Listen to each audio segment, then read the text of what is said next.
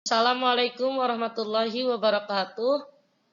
Innal hamdalillah nahmaduhu wa nasta'inuhu wa nastaghfiruh wa na'udzu billahi min syururi anfusina may yahdihillahu fala mudhillalah wa may yahdihillahu fala hadiyalah. Asyhadu an la ilaha illallah wahdahu la syarikalah wa asyhadu anna Muhammadan abduhu wa rasuluhu la nabiyya ba'da. Taib, saya Melita Sabilah dari Prodi Ilmu Al-Quran dan Tafsir Sekolah Tinggi Agama Islam Asyukriyah tahun ajaran 2019-2023. Baik, pada saat ini saya ingin membahas tentang ayat-ayat tentang riba dan jual beli solusi riba. Selanjutnya, yang pertama itu ada pengertian riba dan jual beli. Riba menurut ulama Hanabilah adalah pertambahan suatu yang dikhususkan. Sedangkan menurut ulama Hanafiyah, riba adalah tambahan pada harta pengganti dalam pertukaran harta dengan harta. Selanjutnya, jual beli menurut bahasa artinya al-ba'i, at-tijarah, dan al-mudadalah, mubadalah yang artinya mengambil, memberikan sesuatu atau barteran. Jadi jual beli itu seperti menukar antara penjual dan juga pembeli. Sedangkan menurut istilah ulama fikih mendefinisikan secara berbeda-beda. Menurut Ibnu Qudamah, jual beli adalah pertukaran harta dengan harta untuk menjadikan miliknya. Imam An-Nawawi mendefinisikan jual beli adalah pertukaran harta dengan harta untuk kepemilikan. Menurut Taqiyuddin, jual beli adalah saling tukar harta, saling menerima dan dikelola dengan ijab qabul dengan cara yang sesuai dengan syara'. Adapun menurut ulama Hanafiyah, jual beli adalah pertukaran harta atau benda dengan harta berdasarkan cara khusus yang diperbolehkannya. Sedangkan jual beli menurut ulama Malikiyah ada dua macam, yaitu jual beli yang bersifat umum dan jual beli yang bersifat khusus. Jual beli dalam arti umum adalah suatu perikatan tukar-menukar sesuatu yang kemanfaatannya dan kenikmatan. Perikatan adalah akad yang mengikat antara dua belah pihak. Tukar-menukar yaitu salah satu oleh pihak lain, dan sesuatu yang bukan manfaat ialah bahwa benda yang ditukarkan adalah zat atau berbentuk. Ini berfungsi sebagai objek penjualannya.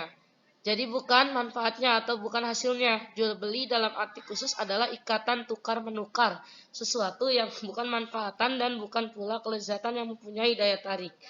Penukarannya bukan emas dan bukan pula perak. Benda yang dapat direalisir dan ada di sekitar tidak ditangguhkan, bukan merupakan utang, baik barang itu dan di hadapan si pembeli maupun tidak. Barang yang sudah diketahui sifat-sifatnya atau sudah yang diketahui terlebih dahulu. Selanjutnya di sini ada dalil Al-Quran dan hadis riba dan jual beli. Yang pertama itu ada di surat Al-Baqarah ayat 275 sampai 276. Yang artinya orang-orang yang memakan bertransaksi dengan riba tidak dapat berdiri kecuali seperti orang yang berdiri sempoyongan karena kesurupan setan. Demikian itu terjadi karena mereka berkata bahwa jual beli itu sama dengan riba. Padahal Allah telah menghalalkan jual beli dan mengharapkan riba. Siapapun yang telah sampai kepadanya peringatan dari Tuhannya menyangkut riba, lalu dia berhenti sehingga apa yang telah diperolehnya dahulu menjadi miliknya dan urusannya, maka terserah kepada Allah. Siapa yang mengulangi transaksi riba, mereka itulah yang penghuni neraka. Mereka akan kekal di dalamnya. Allah menghilangkan keberkahan dari riba dan menyuburkan sedekah. Allah tidak menyukai setiap orang yang sangat kufur lagi bergelimbang dosa.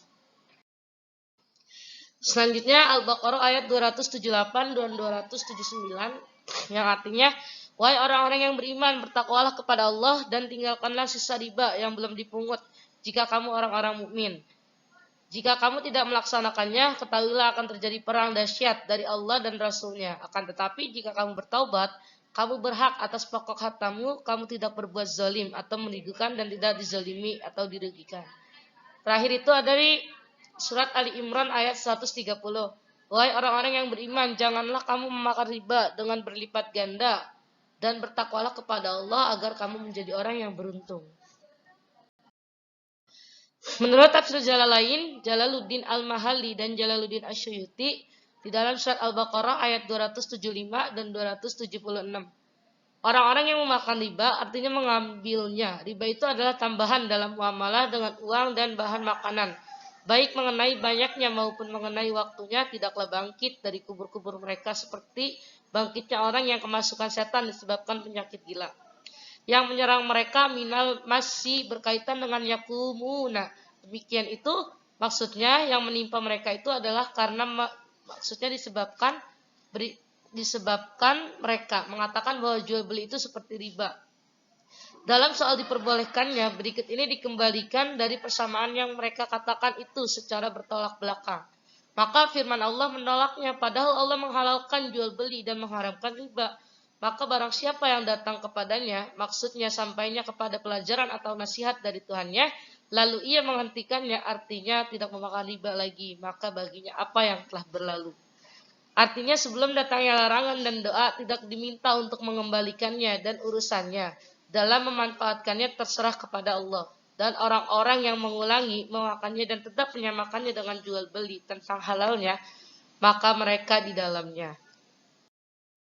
Selanjutnya itu menurut tafsir Jalalain masih dengan Jalaluddin Al-Mahali dan Jalaluddin Asyuti dalam surat Al-Baqarah ayat 278 dan 279.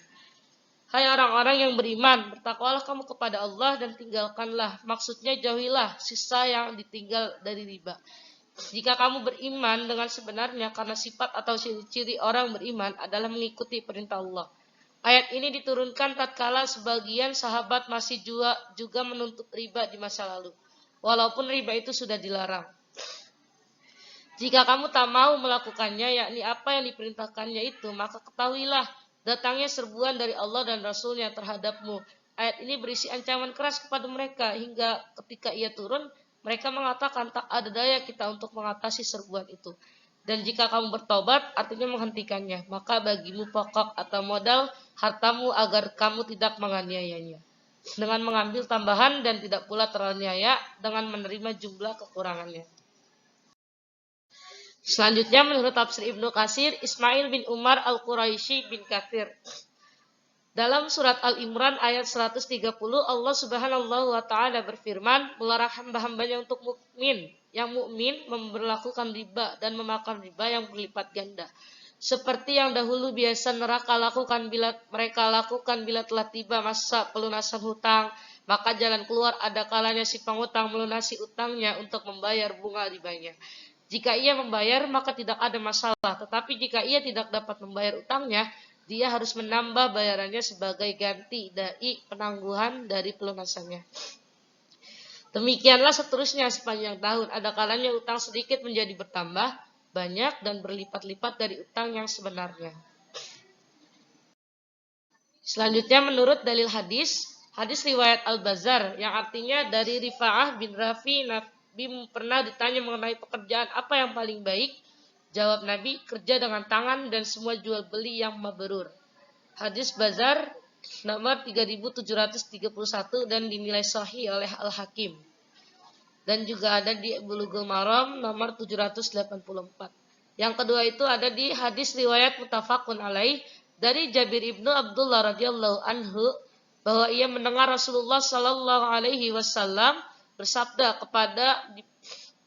di Mekah pada tahun penaklukan kota itu. Sesungguhnya Allah melarang jual beli minuman keras, bangkai babi dan berhala. Ada orang bertanya, wahai Rasulullah, bagaimana pendapat baginda tentang lemak bangkai karena ia digunakan untuk mengecat perahu, meminyaki kulit dan orang-orang menggunakannya untuk menyalakan lampu. Beliau bersabda, tidak, ia haram. Kemudian setelah itu Rasulullah Shallallahu Alaihi Wasallam Allah melaknat orang-orang Yahudi karena ketika Allah mengharamkan atas mereka jual beli lemak bangkai, mereka memprosesnya dan menjualnya lalu mereka memakan hasilnya. Muttafaqun alaihi. Dari hadis di atas setidaknya ada poin-poin penting yang dapat kita tarik, yaitu yang pertama ada pekerjaan yang paling baik adalah pekerjaan yang dilakukan oleh tangan kita sendiri. Artinya ya pekerjaan yang dilakukan oleh tangan kita sendiri dengan ikhlas dan juga dengan kita bisa menyenangi pekerjaan itu. Karena ada pepatah yang mengatakan kalau kita senang dengan pekerjaan kita, maka pekerjaan akan mudah untuk dilakukannya. Pekerjaan adalah naluri yang ditanamkan dalam diri manusia sehingga Islam tidak mau menghalangi dan menahannya. Sebaliknya, membiarkan terbuka, Islam tidak mau menghalangi dan menahannya.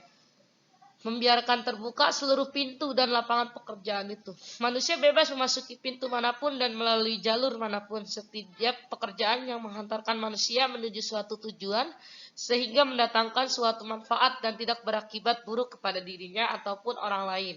Yang menyertainya adalah pekerjaan yang penuh berkah. Dianjurkan dan akan mendatangkan pahala yang baik. Pekerjaan dengan tangan sendiri maksudnya adalah pekerjaan yang dilakukan seseorang tanpa minta-minta.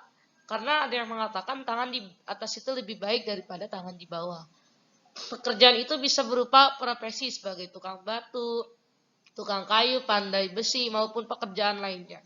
Dalam hadis lain dicontohkan pekerjaan seseorang yang mencari kayu bakar, profesi dokter, arsitek, dan sejenisnya di zaman sekarang juga termasuk dalam hadis ini.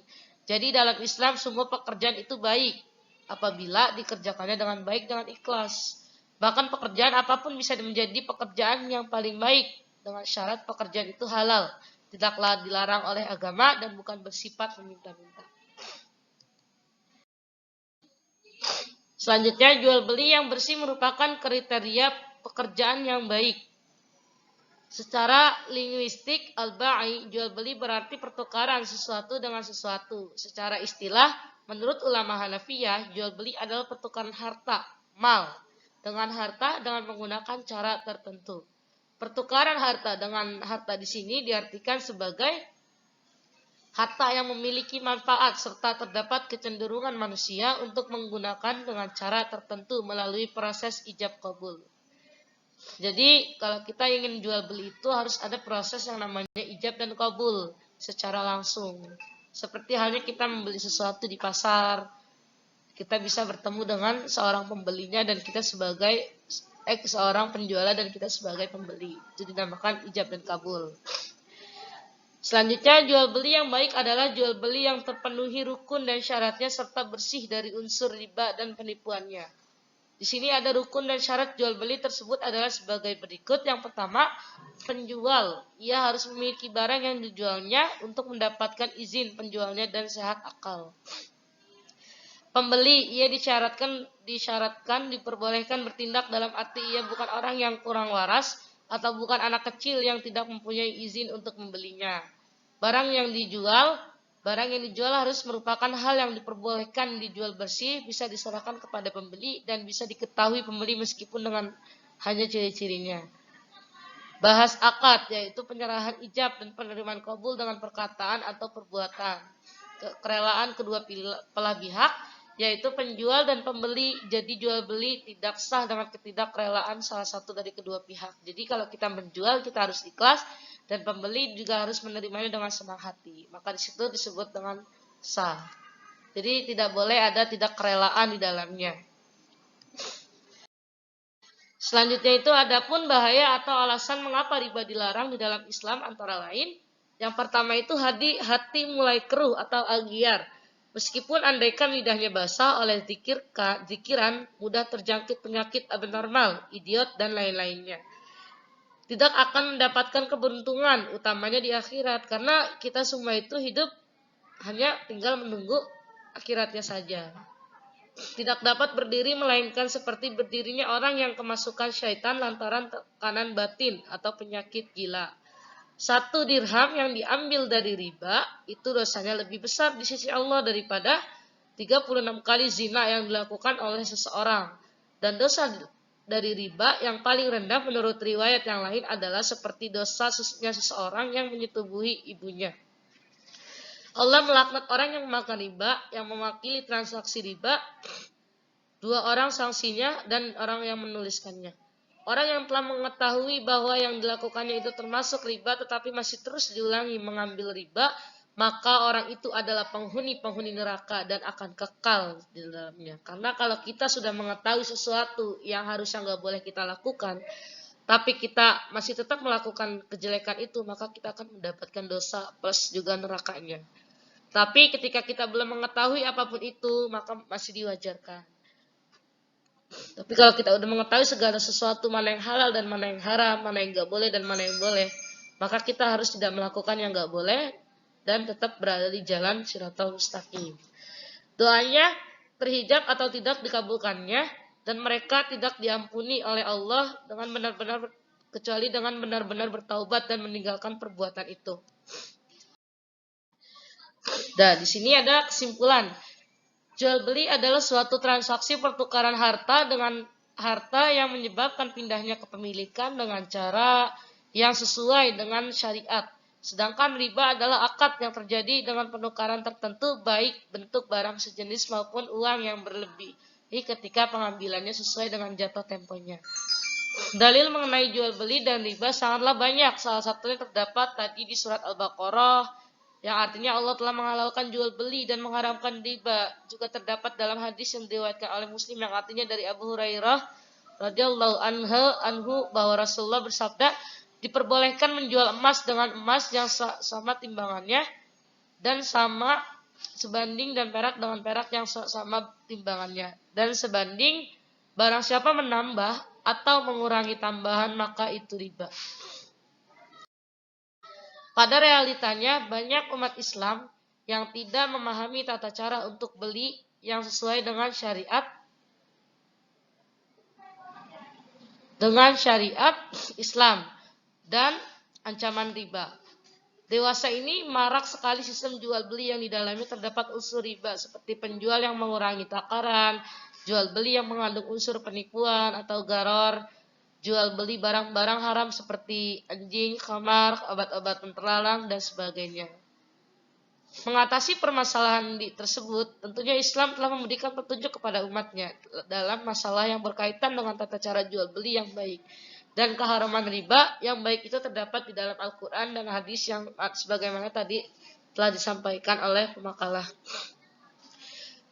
Adapun bahaya terutama dari mereka yang memakan riba adalah tidak diampuni oleh Allah hingga mereka benar-benar bertaubat dan meninggalkan perbuatan tersebut.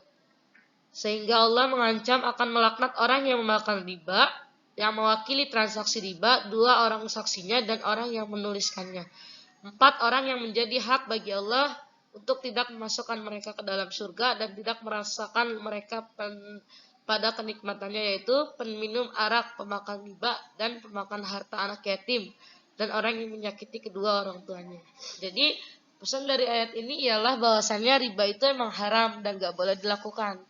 Maka solusinya adalah dengan melakukan jual beli. Itu pun dengan harus adanya ijab dan qabul. Harus adanya kejujuran di antara si penjual dan maupun si pembeli. Dan harus ada ciri-ciri, walaupun penjual ini harus ikhlas dengan menjualnya dan pembeli ini harus menerima dengan senang hati. Jadi Islam itu melarang kita untuk melakukan riba karena dilarang oleh Al-Quran dan hadis. Jadi solusinya adalah dengan jual beli. Itu pun harus dalam keadaan yang halal dan baik. Dan gak boleh melebihi takaran atau melebihi dari apa yang harus kita jual. Ya. Syukran, mungkin itu yang dapat saya sampaikan. Bila ada kekurangan atau kelebihan, kekurangan datangnya dari diri saya sendiri, kelebihan itu datangnya dari Allah Subhanahu wa taala. Wabillahi taufik wal hidayah. Wassalamualaikum warahmatullahi wabarakatuh.